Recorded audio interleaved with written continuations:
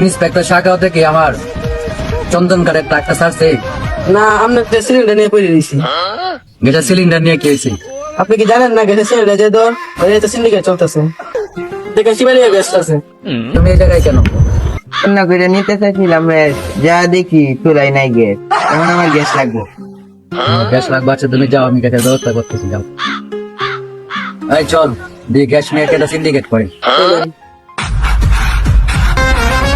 বাংলাদেশে পুষ্পা থাকতে তোরা সিন্ডিকেট করে গ্যাস নিয়ে। ভাই, বাংলাদেশে এখন আপনার চন্দন কাঠের চাইতে গ্যাসের দাম অনেক বেশি। ভাই জিল্লু মাল দাও। এই যে নেন। এই না, ওই জায়গায় 40 লাখ টাকা আছে, আমার একটা সিলিন্ডার দাও।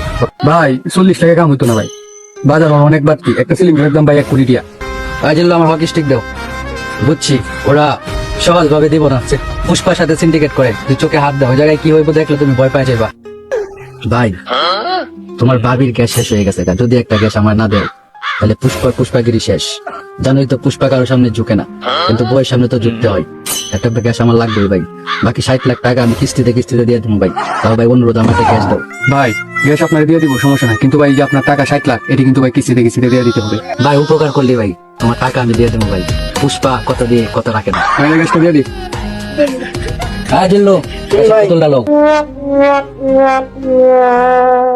ওই জায়গায় কি মাইটাই না মারছে, এটা বাহিরের কেউ কইও না।